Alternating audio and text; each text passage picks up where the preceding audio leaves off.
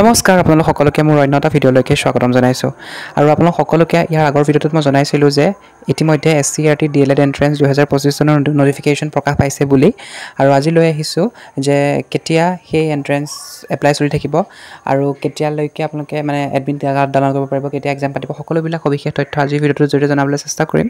যিহেতুকে মোক আগৰ ভিডিঅ'ত কমেণ্টো কৰিছিলে বহুতে গতিকে ভিডিঅ'টো শেষলৈকে চাই থাকিব পোনপ্ৰথমে জনাওঁ যে ইয়াৰ ক্ৰাইটেৰিয়াসমূহ এই পৰীক্ষাত বহিবলৈ যিসমূহ ক্ৰাইটেৰিয়া লাগিব সেইসমূহ জনাওঁ মানে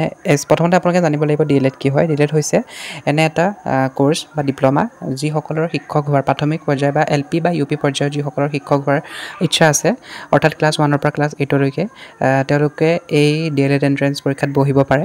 ইয়াৰ বাবে আপোনালোকৰ যোগ্যতা লাগিব আপোনালোকে মিনিমাম হায়াৰ ছেকেণ্ডেৰী পাছ হ'ব লাগিব লগতে 50% পাৰ্চেণ্টেজ আপোনালোকৰ হাই ছেকেণ্ডেৰীত থাকিব লাগিব তেতিয়া আপোনালোকে এই এন্ট্ৰেন্স এক্সামৰ কাৰণে এপ্লাই কৰিব পাৰে যিকোনো ডিষ্ট্ৰিক্টৰ পৰা অসমৰ যিকোনো ডিষ্ট্ৰিক্টৰ পৰা কৰিব পাৰে এপ্লাই আৰু ইয়াৰ এইবাৰৰ এপ্লাই ফিজ ধাৰ্য কৰা হৈছে 600 টকা আৰু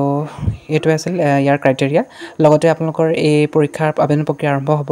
18 মে'ৰ পৰা অৰ্থাৎ অহা কাইলৈ দেওবাৰৰ পৰা আৰু ইয়াৰ এপ্লিকেশ্যন প্ৰক্ৰিয়া শেষ হ'ব 5 জুন তাৰিখে আৰু যিসমূহ এডমিট কাৰ্ড পৰীক্ষাৰ এডমিট কাৰ্ডসমূহ ডাউনলোড কৰিব পাৰিব আপোনালোকে 5 জুলাই তাৰিখৰ পৰা আৰু ইয়াৰ পৰীক্ষা অৰ্থাৎ এন্ট্ৰেন্সটো পাতিব 13 জুলাই তাৰিখে লগতে ৰিজাল্ট পাব আপোনালোকে 28 জুলাই তাৰিখে আৰু এনেকৈ এই প্ৰচেছৰ জৰিয়তে আপোনালোকৰ DLEDৰ প্ৰক্ৰিয়াটো এবাৰ 2025 বৰ্ষৰ এডমিশ্যন প্ৰক্ৰিয়াটো আৰম্ভ হ'ব বা আশা কৰোঁ আপোনালোকে আজি এই ভিডিঅ'টোৰ জৰিয়তে অলপ হ'লেও DLED এন্ট্ৰেন্স 2025 সম্পৰ্কত থকা কিছু প্ৰশ্ন উত্তৰ পালে বুলি গতিকে আগন্তুক ভিডিঅ'সমূহত আপোনালোকক আৰু ভাল ভাল ভিডিঅ'সমূহ লৈ আহিম গতিকে এন্ট্ৰেন্সৰ বাবে কি পঢ়িব লাগে সেইসমূহো আপোনালোকক জনাবলৈ চেষ্টা কৰিম গতিকে ভিডিঅ'সমূহ আপোনালোকে চাই থাকিব মোৰ চেনেলটোৰ সৈতে জড়িত হৈ থাকিব আজিৰ ভিডিঅ'টো ইমানেই আছিলে গতিকে থেংক ইউ ফৰ ৱাচিং আৰু যদি কিবা সুধিব লগা আছে আপোনালোকে কমেণ্টৰ জৰিয়তে সুধিব পাৰে